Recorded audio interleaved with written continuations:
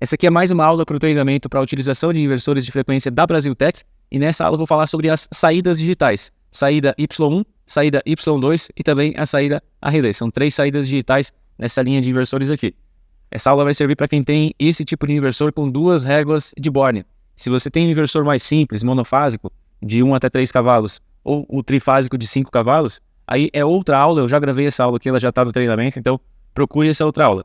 Se você tem um desse aqui, que é um monofásico de 5 cavalos, ou um trifásico de 7,5 cavalos em diante, então você vai ter um inversor com 2 réguas de Born como esse aqui, e portanto essa aula vai servir para você. Isso aqui serve para inversores de 50 cavalos, de 100 cavalos, 150, basicamente todos os inversores aí acima de 7,5 cavalos, ou o monofásico de 5 cavalos, como é o caso desse aqui. Lembrando que se você quiser fazer uma função como ligar o inversor com chave comutadora, ligar com botão, usar um comando de multispeed, enfim, qualquer outra função que você deseje fazer, você precisa assistir a aula correspondente a essa função. Aqui nessa aula eu vou falar somente sobre as saídas digitais. Inclusive, se você quiser saber sobre saída analógica, você vai precisar assistir outra aula também. Então, falando rapidamente da conexão aqui, lembrando que na aula 3 eu já falei sobre toda a borneira de conexão aqui de maneira mais detalhada.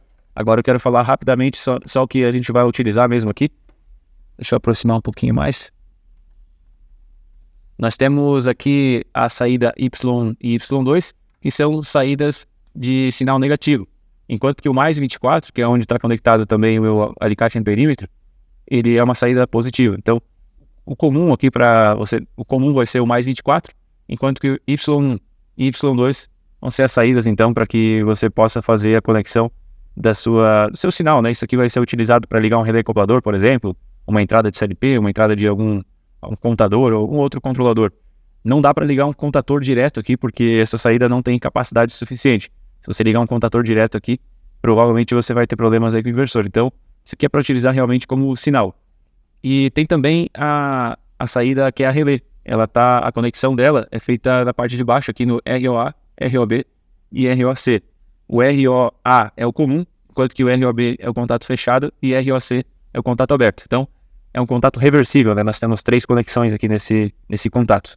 Então, a conexão é super simples, né? No relé, você tem uma tolerância maior aí para sobrecargas, então é possível já ligar um contator, já que a corrente de magnetização desse contator não vai causar problemas aí para o inversor de frequência. E nem mesmo o desligamento do contator também, quando nós temos um pequeno surto aí, devido ao desligamento da bobina. Então, agora que você já sabe fazer a conexão, vamos para a parametrização. Eu vou acessar a lista de parâmetros aqui através da tecla prog. Vou selecionar o grupo de parâmetros 5, que é onde nós vamos configurar tudo que é relacionado às saídas. Grupo 5, Enter. E vou para o P500. Primeiro parâmetro é o P500, onde seleciono como que vai trabalhar a saída Y2. Como nessa aula eu estou ensinando as saídas digitais, eu quero ensinar como são as funções das saídas digitais.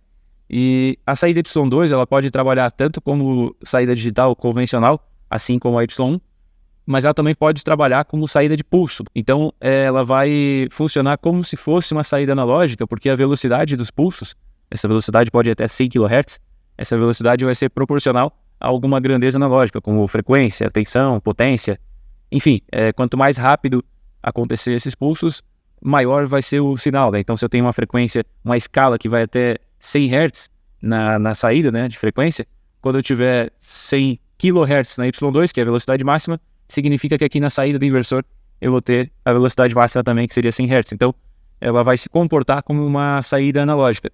Se eu selecionar 0, como está aqui, se eu deixar em 0, então Y2 é como se fosse uma saída analógica, mas vai ser por pulso, né? Mas nessa aula eu não vou falar sobre isso, vai ficar para uma aula seguinte, onde eu falo das saídas analógicas, aí eu ensino como fazer também. Nessa aula aqui eu vou falar como trabalhar com ela com uma saída digital convencional. Então eu vou selecionar um, nesse caso então, eu estou dizendo que eu quero trabalhar com uma saída convencional.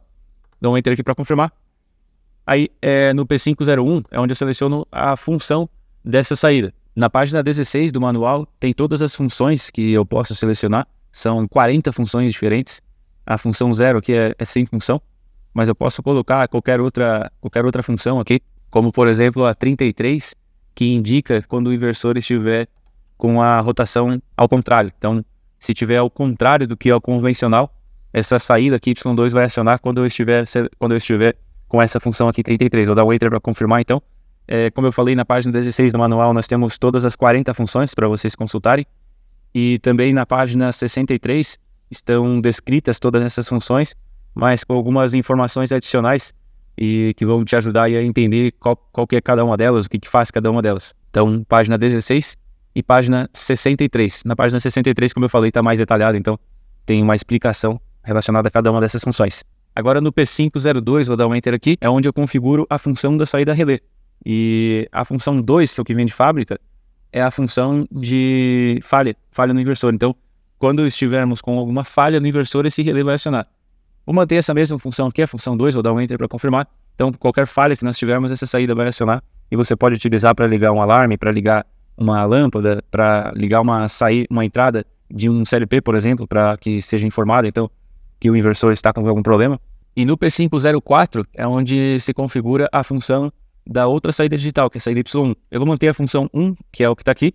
Vou dar um Enter para confirmar. E dessa maneira eu configurei para que quando o inversor ligar, quando o motor ligar, no caso, eu vou ter essa saída acionada. É uma saída que indica que o motor está rodando, que o motor está ligado. Agora eu vou para o P517, que é onde eu configuro um delay para o acionamento dessas saídas. Nesse caso está sem delay nenhum. No P518 eu configuro o mesmo delay, só que para a saída digital, a saída a relé. Vou dar um Enter aqui para confirmar.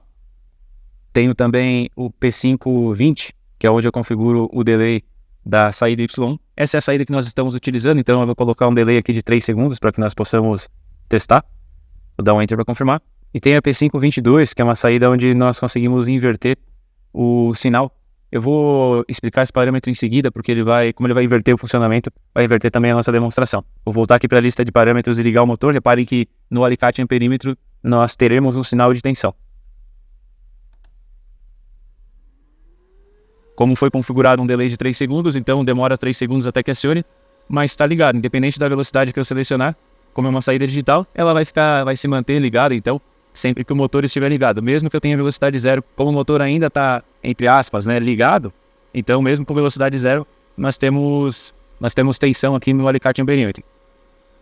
Eu vou desligar agora, e reparem que precisa parar a rampa de aceleração e passar todos aqueles 3 segundos para que o alicate amperímetro detecte a ausência de tensão novamente, né? Para que ele pare de detectar a tensão, e isso por conta desse delay. O delay serve tanto para ligar a saída quanto para desligar essa saída também. E agora no P5, deixa eu explicar rapidamente o P522.